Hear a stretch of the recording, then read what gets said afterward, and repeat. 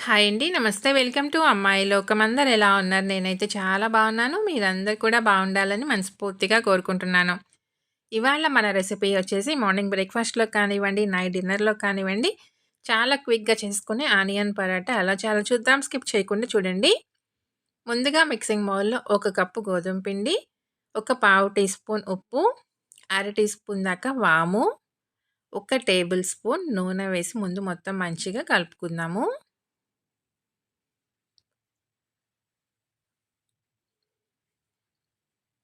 ఈ నూనంతా మంచిగా పిండికి పట్టే విధంగా కలుపుకుందామండి. తర్వాత తగినన్ని నీళ్లు పోసుకుంటా దీన్ని మనం గట్టిగా చపాతీ పిండిలాగా కలిపేసుకుందాం. చపాతీ పిండి కంటే కూడా కొంచెం సాఫ్ట్‌గా ఉండాలండి పిండి.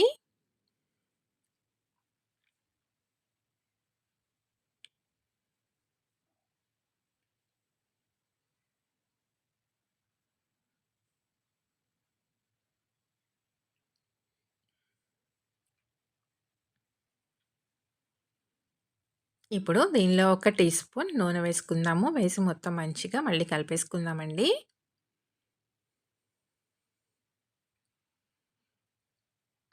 ఇక్కడ చూసారు కదా! ఇంత సాఫ్ట్‌గా ఉండాలనమాట పిండి.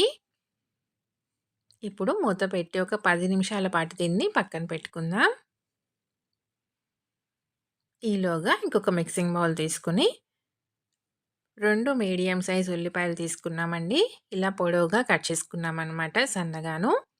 ఒక పావు టీ స్పూన్ ఉప్పు, పావు టీ స్పూన్ ధనియా పౌడర్, కొంచెం పసుపు, అర టీ స్పూన్ జీలకర్ర, ఒక పావు టీ స్పూన్‌లో సగం వచ్చి గరం మసాలా, ఒక 2 చిటికెలంతా చాట్ మసాలా వేసుకుందాము. ఇవన్నీ మంచిగా ఇలా నొక్కి కలుపుకుందామండి. ఇలా ప్రెస్ చేస్తే కలుపుకున్నామనుకోండి మనకి ఉల్లిపాయల్లో నీరంతా బయటకొస్తుందనమాట.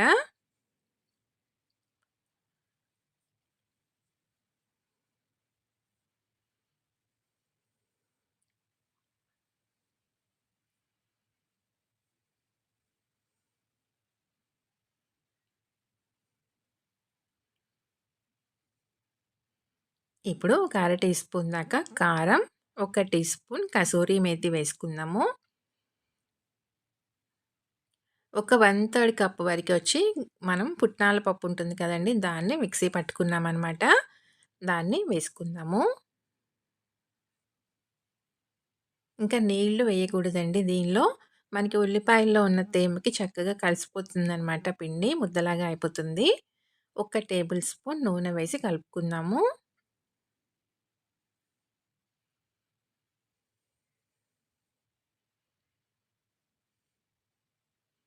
చూసారు కదా! మనకి కన్సిస్టెన్సీ ఇలానే ఉండాలండి.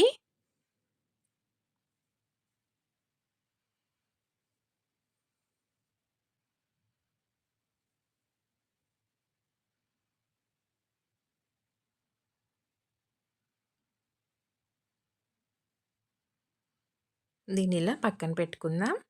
10 నిమిషాల తర్వాత చూద్దామండి మనకి పిండి చక్కగా నానిపోయి ఉంటుందనమాట. ఒకసారి మొత్తం మంచిగా కలుపుకుందాము.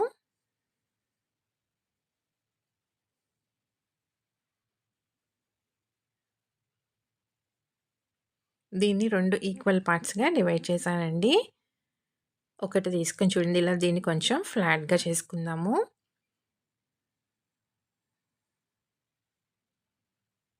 మనకి మధ్యలో స్టఫింగ్ పెట్టుకోవడానికి వీలుగా ఉండే విధంగా చేసుకుందామండి.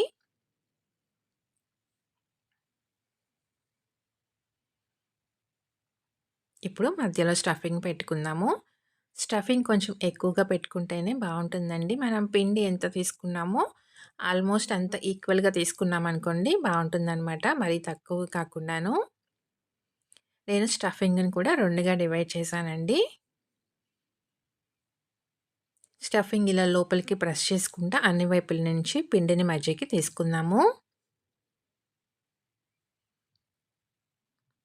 అంతేనండి. మధ్యకి మొత్తం మంచిగా క్లోజ్ చేసేసుకుందాం. ఇప్పుడు కొంచెం పైన పొడిపిండి వేసుకుందాము.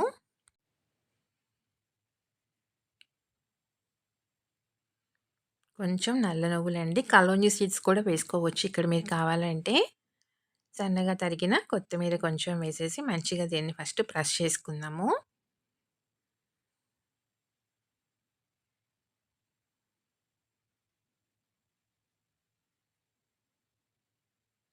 ఇప్పుడు అప్పడాల కర్ర పెట్టి లైట్‌గా ఇలా ప్రెస్ చేసుకుందామండి. ఒకేసారి మనం గట్టిగా ప్రెస్ చేయకుండా జెంటిల్‌గా ప్రెస్ చేసుకోవాలనమాట.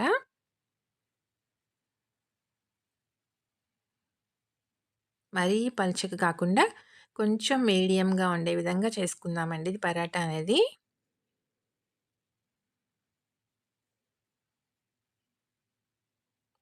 చూసారు కదా! ఈ థిక్‌నెస్ ఉంటే సరిపోతుంది. రెండింటిని చేసి ఇలానే ప్లేట్‌లోకి తీసుకుందామండి. తర్వాత పెనం పెట్టుకుందాము. పెనం వేడెక్కిన తర్వాత ఒక్కొక్కటిగా వేసుకొని చక్కగా 2 పక్కల మంచిగా ఎర్రగా కాల్చి తీసుకుందామండి. స్టవ్ వచ్చేసి మనకి లో టు మీడియం ఫ్లేమ్‌లోనే ఉండాలి. అప్పుడే చక్కగా మంచిగా వేగుతుందనమాట. లోపల వరకి కూడాను. పైన కొంచెం నూనె వేసుకుందామండి. ఒక పక్క వేగిన తర్వాత రెండో పక్కకి మార్చుకుందాం. 2 పక్కల మంచిగా ఎర్రగా కాలేటట్టు కాల్చి తీసుకుందాము. ఇంక సైడ్ డిష్‌తో పనేమి లేదండి. మార్నింగ్ బ్రేక్‌ఫాస్ట్‌లోకి కానివ్వండి, పిల్లలకి లంచ్ బాక్స్‌లోకి కానివ్వండి, తర్వాత నైట్ డిన్నర్‌లోకి కానివ్వండి, క్విక్‌గా చేసుకునే ఒక మంచి రెసిపీ అనమాట. టేస్ట్ అయితే చాలా అంటే చాలా బావుంటుంది. ఇలానే తినేయొచ్చండి. కావాలంటే మీరు పెరుగుతో కూడా బావుంటుంది.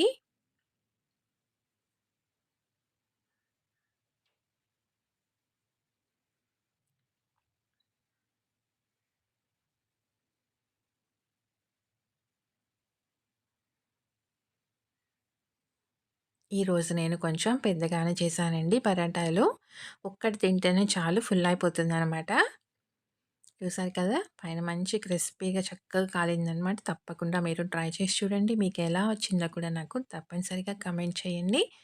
అలానే వీడియో నచ్చినట్లయితే తప్పకుండా సబ్స్క్రైబ్ చేసుకొని ఒక లైక్ ఇచ్చేయండి. మీ ఫ్రెండ్స్‌కి, ఫ్యామిలీ మెంబర్స్‌కి షేర్ చేయండి. పైన బటర్‌తో పాటు తిన్నామనుకోండి, బటర్ కరిగి చక్కగా మనకి చాలా టేస్టీగా ఉంటుందనమాట ఇంకాను. ఒకటి ఓపెన్ చేసి చూద్దామండి.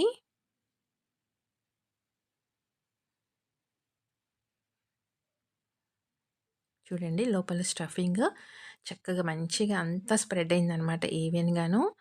టేస్ట్ అయితే చాలా బావుందనమాట. తప్పకుండా మీరు ట్రై చేసి చూడండి.